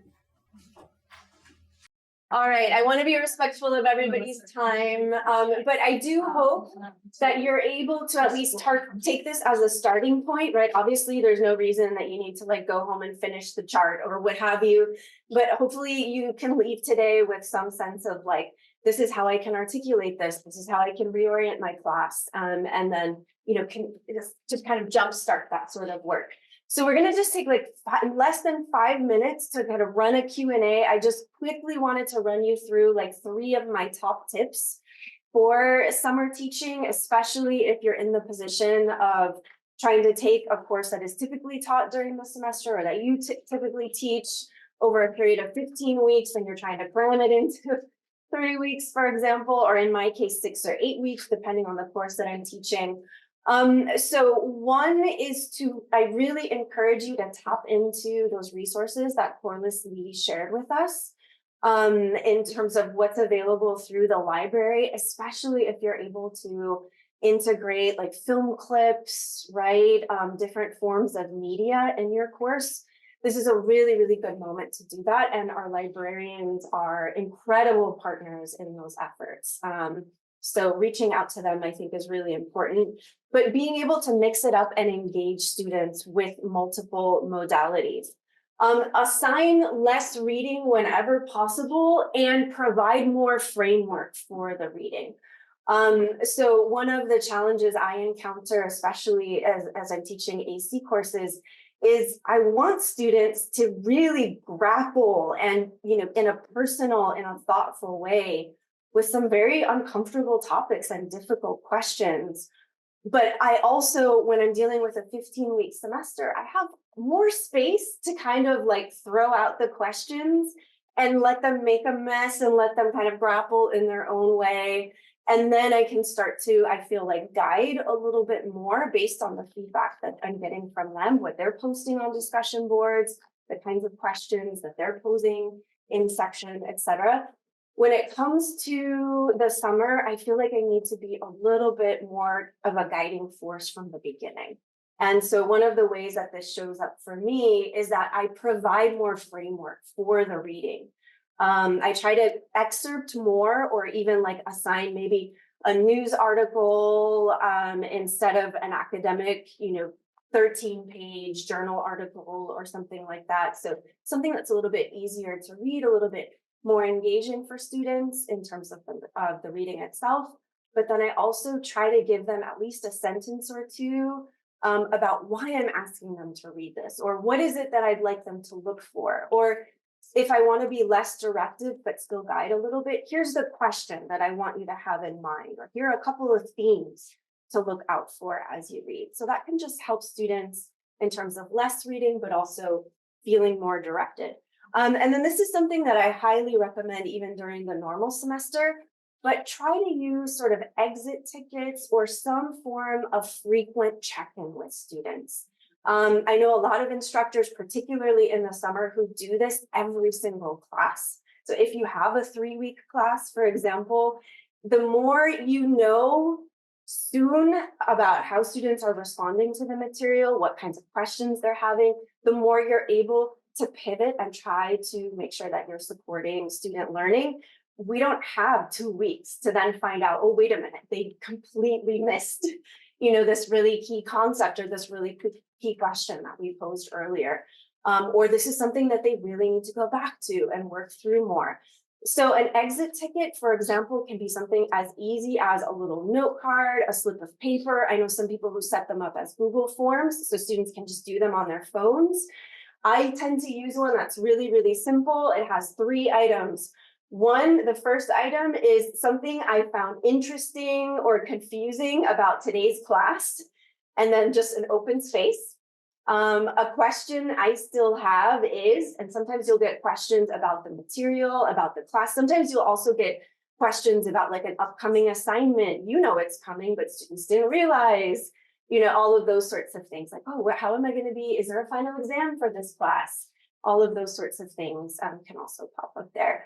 And sometimes I'll just do those 2. Sometimes I'll also try to do something I found interesting and then also something I found confusing or something I'd like to come back to and break those out. All right, so we only have like 2 more minutes. Do we just want to have kind of like an open Q&A? Hopefully this gives you some ideas, but just some other just kind of tips, either that we can share for summer instruction, right? Best practices, or also just questions, concerns that you're trying to work through yourself. Yeah. So especially for a 3-week class. Sure. the amount of student activity you do in class as opposed to lecturing. Because on the one hand, because this is a 3-hour class, and so of course I can't just be talking for 3 hours, and that's Well, you'll get tired. yeah. And so therefore I'm trying to have just a lot of kind of student activities and break it up into different groups and so forth. Yeah. But that cuts into the limited class time where even more so than in the regular semester. And so it's like this kind of cycle where I need to spend less time like talking and more time having them kind of work through the issues, but then that even cuts in more into the class time. So, which means I can get to even less material, right? Sure. And so I'm just wondering to what degree, like how, like strategies that you manage that, or to what degree do you have more the students being engaged with material themselves, or assignments doing in class? Is that more or less than doing this the normal semester? No, I think that's such a great question. I think all of us, whether or not we're teaching a 3-week class, right, we encounter this problem. What I like to lean toward is more of like a flipped classroom approach, where as much as possible, I'm minimizing the amount of lecturing, right, or, sort of screening films and things like that we do in class, and try to have students engage and then also maybe reflect or like make a discussion board post or something. In some cases, what I've really liked doing, but this is a little bit time consuming, is I've started creating Adobe Spark pages. Basically kind of like taking what I had initially envisioned as like a 20-minute lecture and putting it into an Adobe Spark page with images and links, and some of the text that I had composed or some of the points that I missed like on. very different from just like a PowerPoint? I think it's just the presentation is different, so it's scrollable. But you could do the same thing, and this might be a lot more efficient in terms of time, but just go back to the slideshows that you have, and maybe ask students to work through the slides before class and then have them submit a question, or make a discussion board post, and then you can actually start the class session with some of those questions, have them send it to you, and you can choose 1 or 2 and then kind of go from there and transition into activities. So that like more information, lecture, all of that is happening more outside of the classroom. So you can maximize that we're together now time. Yeah.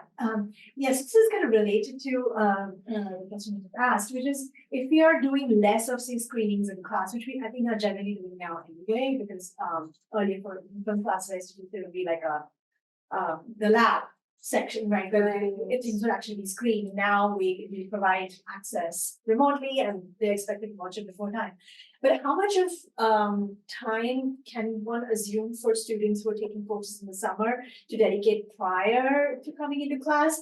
Because in a typical semester, I do have actually them submit stuff beforehand so that they do, what we call a second order reflection in class.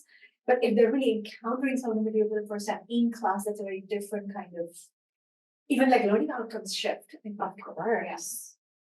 Yeah. I'd have to think about that a little bit more, but that's where I wonder if the flipped classroom general approach, maybe some of my teaching specialists in the room can speak to this, but in my mind, just kind of listening to what you're describing, it made me think about how a more flipped classroom approach and having students really engage the material before they come to class, and then being able to build off of that in the classroom might be most effective. Ultimately, we still, there is homework time, there is reading, even if I've suggested we have to, maybe pull back on the reading as much as possible or frame it a little bit more.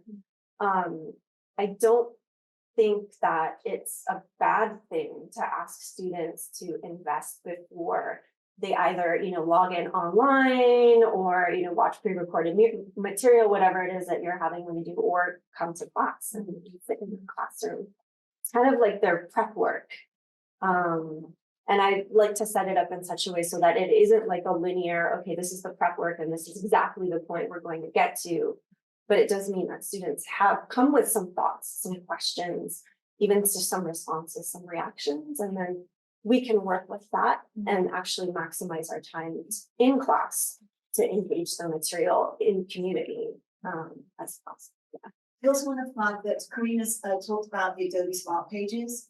So the AC Center supports something called the Creative Discovery Fellows Program. If you go online, you can see that we've been providing instruction, but also instructional support for developing part of the Adobe suite, whether it be a podcast, filmmaking, infographics, or Adobe Spark. We have a whole program that supports that. And I would flag, and he's probably going to kill me for this, but right down, 2 doors down here is the Changemaker Studio, the podcast studio. It's also open and available if you want to bring a class in to start to create podcasts. So thinking more creatively about where students might be outside of your classroom, we have one physical example just here. If you want to learn more about the Creative Discovery Fellows Program, just contact us at AC and we can help think about designing assignments with you ahead of your summer class. And I think we're over time. So I'll hang out and just answer any questions. Thank you all so much for spending this time with me. And best of luck to all of you. Reach out anytime. If you can't stay, then just email me. So Maricela and Rachel, thank you so much for joining us. Would you like to come up here? Yeah, sounds good. Okay. Hi, everybody. So I'm Rachel Wire. I'm the Equitable Assessment Consultant in the Center for Teaching and Learning. This is Maricela. Hey folks, my name is Maricela Rodriguez. My pronouns are she, her, and I'm the Inclusive Teaching Manager at the Center for Teaching and Learning. Yeah, so as I mentioned to y'all, I used to teach summer sessions. I taught several of them, and many of them were COVID sessions. So I'm really excited about this conversation, and I really think of summer very fondly because I feel like I really get to know my students super well, despite the really compressed schedule. So before we dive into our discussion, I just want to see how we're doing today, see where we're at. We've all eaten, so I know I'm kind of feeling a little bit like number 6 here. Ooh, that's a the good owl, one. But I'm also very much number 5. What do y'all think? Maybe just like with a show of fingers. Some 3s, some 7s, some 3s, some 2s, some 4s. What are you on? I'm a You're 3. I like it. Yeah, we're all very much literally a 3 right now. Love it. So, why is it important to address care in the classroom?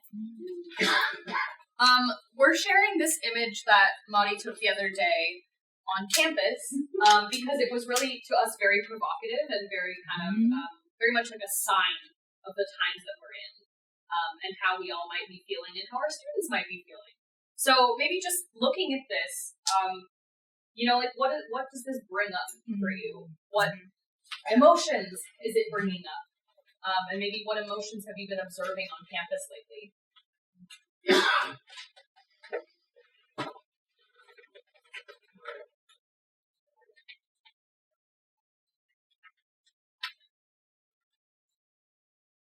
I'm ready to jump in, but I'm still chewing. That's totally okay. Take your time. Also, let the food fly. Yeah. Let's just dive in.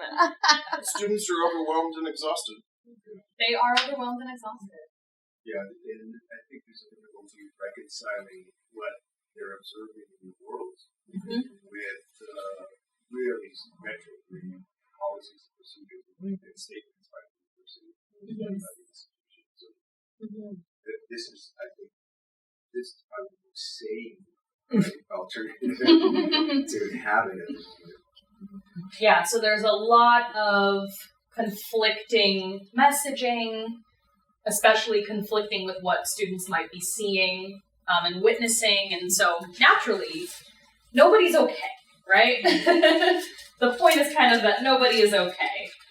We're all spread really thin, and we want to acknowledge that. We're all spread really thin. Our students, ourselves as instructors, everybody is spread very thin. And with our students, especially with access to things like social media, they're kind of witnessing a lot of what's going on in the world in real time and kind of in a constant stream. And so, you know, I have a lot of sympathy for our students in that it's very hard to take a moment and look away when you can't look away. So, yeah, I definitely just want to acknowledge that. And I think we can probably agree that it's really hard to learn in those conditions, right? Yeah. Just one little thing to add to that is like, there's part of it is like how hard it is to look away from what is happening in the world. And then I think another piece of it is like that there's there are students that are being marginalized by the ways that the administration has been handling this. Absolutely. And not just marginalized, but like actually harmed and but in positions of feeling threatened. And so that piece of it too is like there are students that are struggling to feel safe on campus, and it's hard to focus on academics. Incredibly hard to focus when that feel unwelcome on campus. Yes. Like, more particularly students that the administration has not expressed a commitment to protect. Absolutely. But I can add that looking away is part of the moral question at the moment. So this idea, right, of at once being enthralled by this constant feed, right? But then where is the morality, the ethics of looking away? Yes. So this compounds for a student. This is the conundrum. Absolutely. And so students are contending with all of that, and summer sessions are about to start, and they've got to kind of get their minds in gear for learning. And I think we can agree that that's very difficult. So I think this is why we thought that it was really important to talk about the idea of care in the classroom, the idea of really centering and creating a culture of care where students and instructors alike can affirm the humanity of one another first and foremost, right? Above any learning happening. Go ahead. So we want to start by just kind of reflecting and then sharing in small groups. What was a time that you felt cared for in a learning or classroom space? And what effect did that have on you as a human or a learner? And we've also put some sticky notes around. So if you want to jot down an idea with your group on a sticky note, we'll collect those and kind of piece some themes together. Can I have extra pens as well as you're reflecting and chatting? You want to jot down your ideas on the sticky note? You need a pen. We have those. Yeah, so we'll take about 10 minutes to think and share. Thanks so much, y'all, for taking the time to share out with your small groups about a time that you felt cared for. If anybody is feeling particularly brave or bold, I would love to hear kind of as a large group about some of the things you shared. And especially this second question of what effect that had on you. Yeah. It was sort of common to our group, but this idea of especially in my first couple of years as a graduate student in a seminar, when a professor would use my words to further the conversation, to repeat them to me, I felt like I'm actually being heard and being seen, and I made a contribution to the course. And so that's something that I've tried to model on a continual basis by, as Kyle said earlier, this and that, and then we should, how can we think about this? So there's also another side of this. Some students do not like attention being drawn to them. So it's a sort of hit and miss. You have to read the room, essentially, in a lot of ways. So I don't want to cause someone to be uncomfortable to the point of disengaging, right? Because then suddenly you're inside yourself and you're no longer there. But I think erring on the side of a positive contribution. Yeah, so feeling seen, feeling heard, is one way that a student might feel cared for. Anybody else have an anecdote?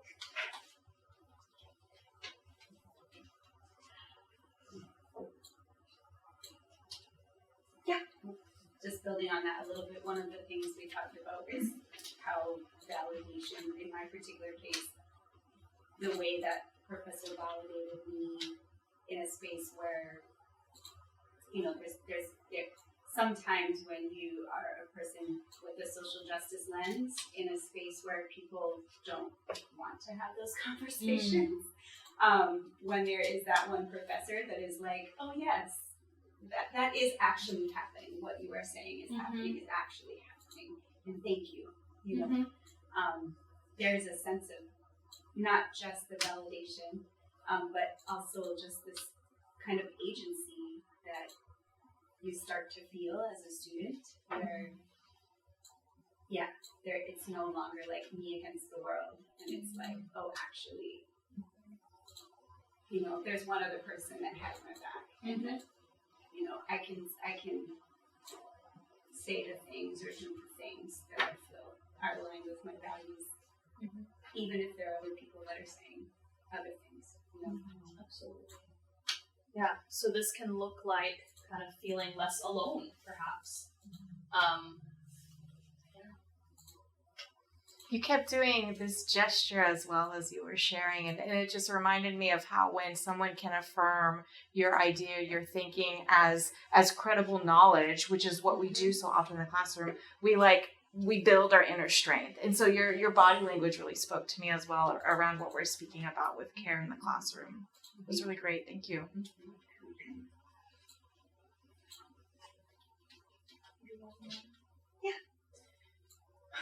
So this was last summer. I was actually the teacher in this story.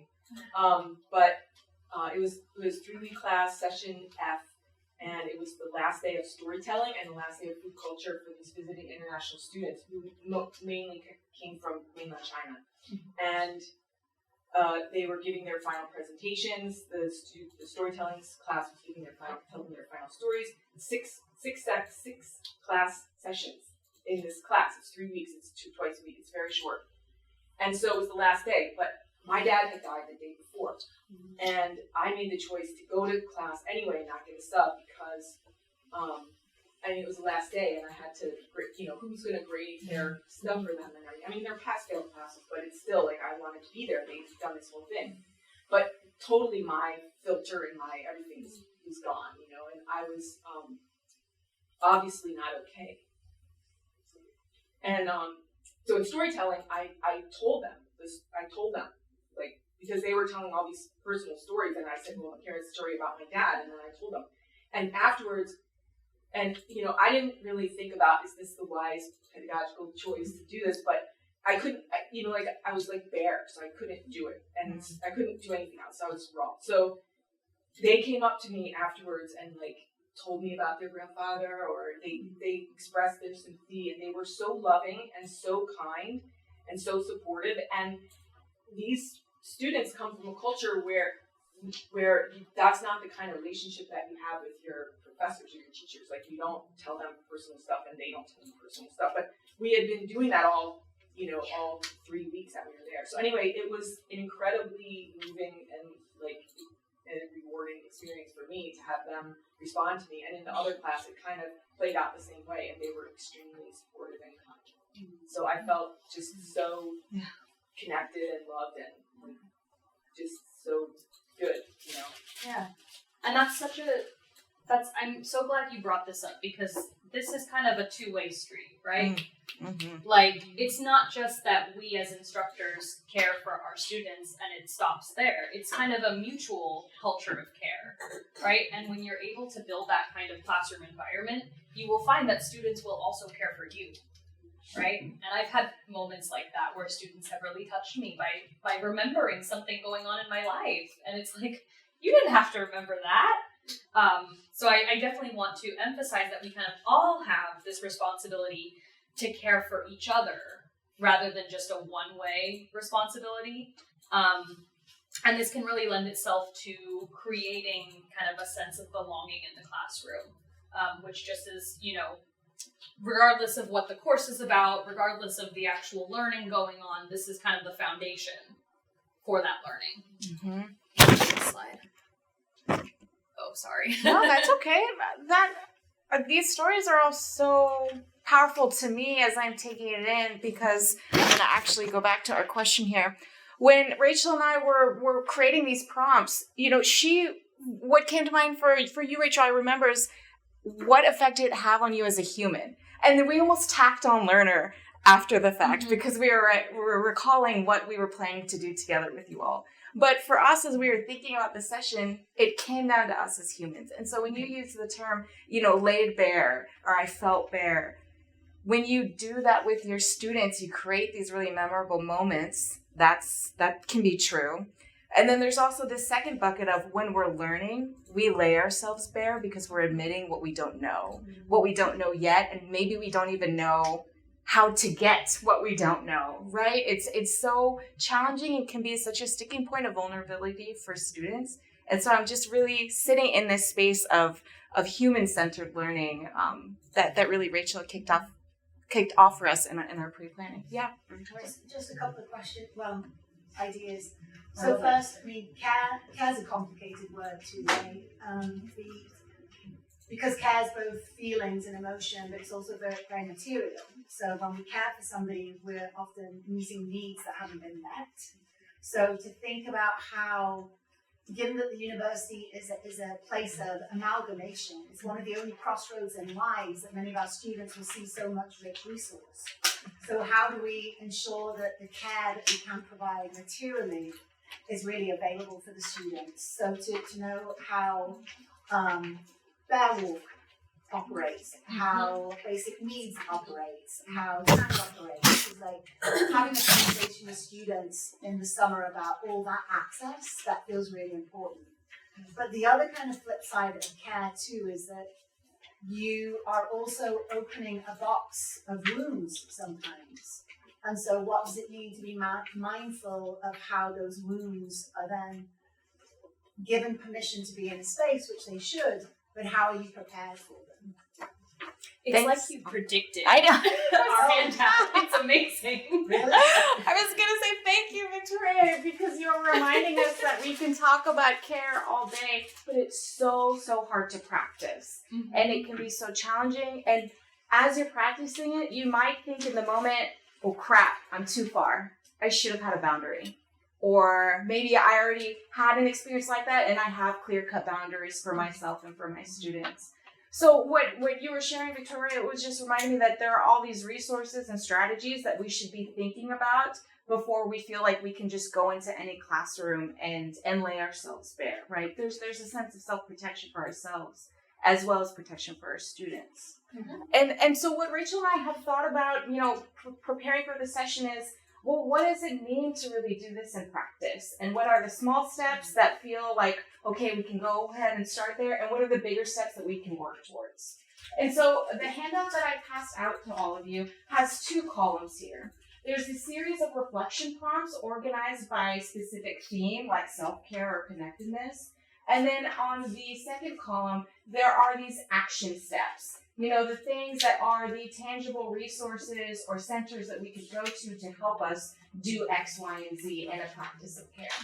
So we're going to give you all time to take a deep breath and just read, skim this handout, sit with it, and then we'll have a chance to, again, reconnect with a partner or in small groups about what maybe has stuck out to us as we're exploring this resource. And if you didn't get one, just flag me down. I have extras.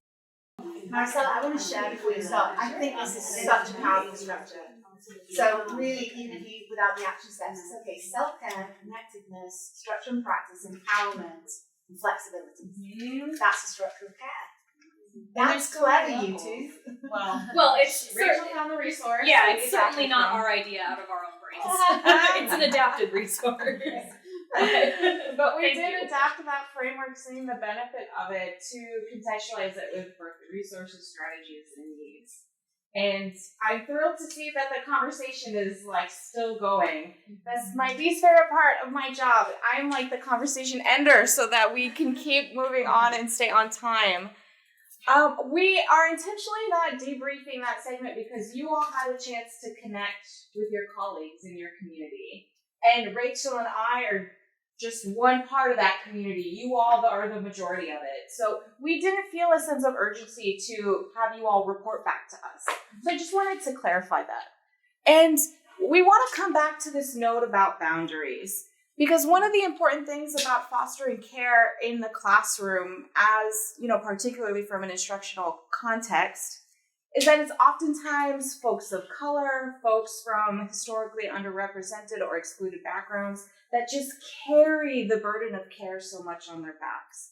And so we want to be mindful of the importance of boundaries, because all instructors and students and staff, we wear so many hats at Berkeley. That's kind of our secret tagline. You will wear many hats and have many roles. So it's important for you to foster self-care for yourself and creating these boundaries, even though you all want to contribute to the care in your classroom. We can hold those two things in our hands at once. And so I just want to give you literally 30 seconds, and I'll keep count, but just think in your mind, what is that boundary for yourself? I'll start counting now. We'll just have a moment of quiet.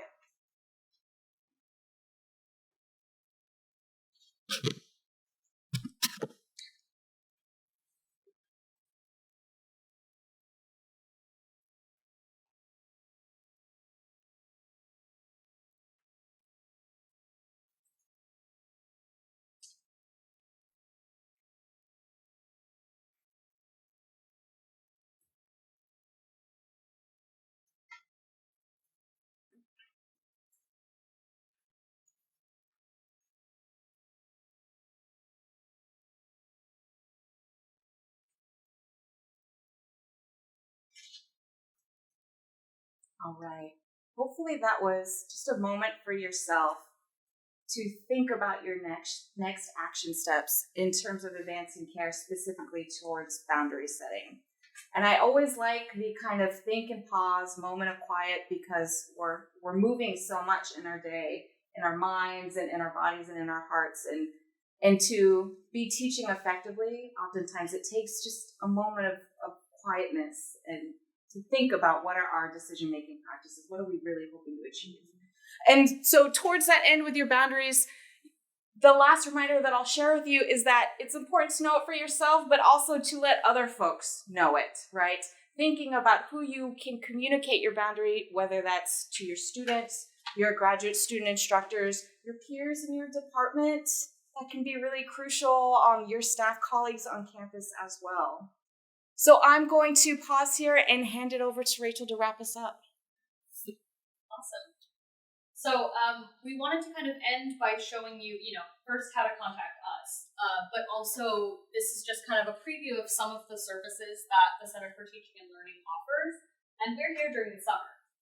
And so if you find that you have a teaching challenge that you want to talk through, or you would like to have your class observed, or there's something that you want to think about for maybe a future semester, we're here to have those conversations. We love having them, and we do one-on-one consultations, or if you want, small group consultations. So we love to have these conversations and talk about kind of the practicalities of bringing care into the classroom. We're happy to do it. And then just to wrap up, I know y'all wrote on these Post-its. So instead of taking them from you, I'd actually like you to keep them. And if you're like me, you might have a teaching folder that you put all of your materials into. So I would highly encourage you to just stick that on that folder somewhere so that you can come back and look at that memory of when you felt cared for as a learner as you go forth and teach. Yeah. Just kind of keep it in mind. We'll be sure to share our resources with maybe Doug or Victoria, and they'll send electronic copies to you all. Thanks so much. Thank you. Thank you.